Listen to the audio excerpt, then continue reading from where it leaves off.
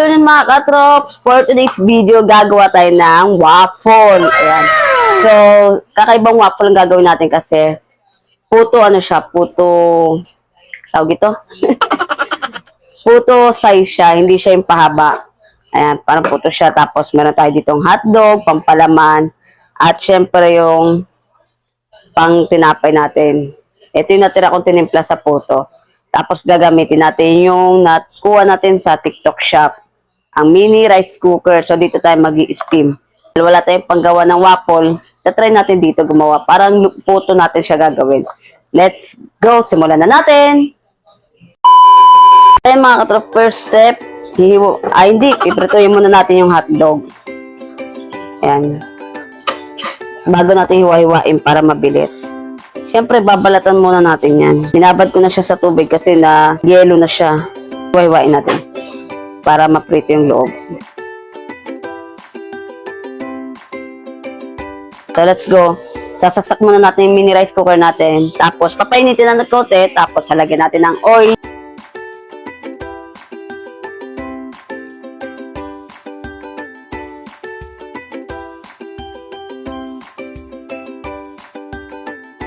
Siyempre, dahil hindi kasya yung hotdog dyan, hiwain natin siya sa gitna.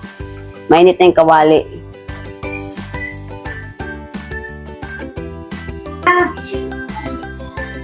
Yan. Yung number 1 ko lang siya para di siya masunog. Hinihintay natin siyang maprito. Haluin na natin yung pang tinapay natin. Nahalo ko na siya. Yan. So yan mga katrops, tapos na naprito ang hotdog. Hiwa-hiwain na natin siya ng maliliit, parang cheese.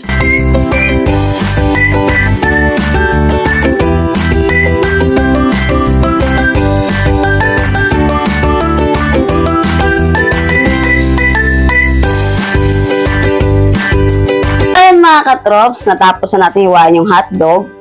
Ayan, tapos na, mix na rin natin tong pamputo natin. Ngayon naman, ilalagay na natin siya sa molder.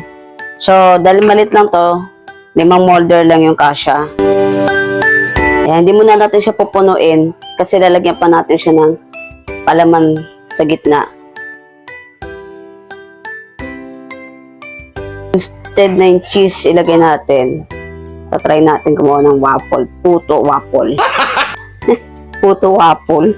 Tapos hotdog yung palaman. Steamin muna natin ito ng 15 minutes.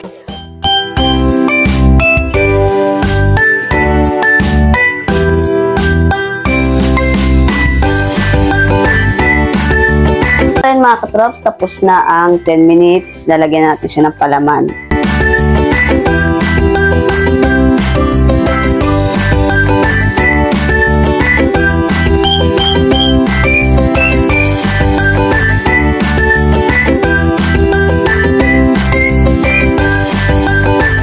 Habang hinihintay natin mag-alarm, maghahanda na ulit tayo ng pangalawang salang natin. This time, isasabay ko na sa unang salang yung paglagay ng hotdog. Kasi yung una kasi, umangat na yung hotdogs, hindi na siya lumubog. Kasi luto na yung ilalim, umalsa na siya. Mga katrops, kinalahati ko siya. Then, lalagyan ko na siya ng hotdog. Ayan. Maghahanda na tayo ng pangalawang salang.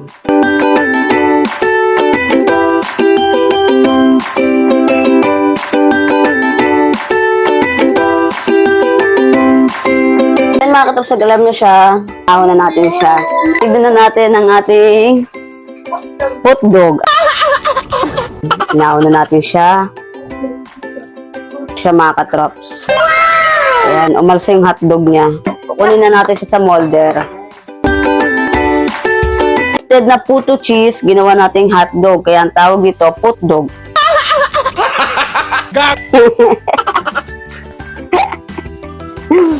Ayan, tanggal na natin siya sa molder. Siyempre, papatikimin natin sa mga expert natin. Let's go, iikot natin sa mga food expert natin. Para siyang tawag dito, pizza. Taste it. Hindi na. Mo. Tikman mo. Tikman mo. Ano lasa? Ha? Ano lasa? Lasang hotdog. Masarap? Masarap? Masarap. Ikaw, ano lasa? Kinain mo lang yung hotdog eh. Ali. Man mo, Ali. Buha ka. Ay, hotdog! Ay, hotdog! Ang lasa. Ang lasa. Okay ka lang ba? Kasi na mainit lang. Bakit mo ito kasi? O, Jenay. Okay. Sarap! Ayun, sinan mo. Oh, Jenay. Jen. Gusto ko ati Ano? Ano nga yan? Sarap. Kamite. O, sabi sa na to. So, ayan, pasado naman sa kanilang panlasa ang ating putdog. Puto na may hotdog. Gago! So, ayan, titignan pa natin yung iba. Let's go!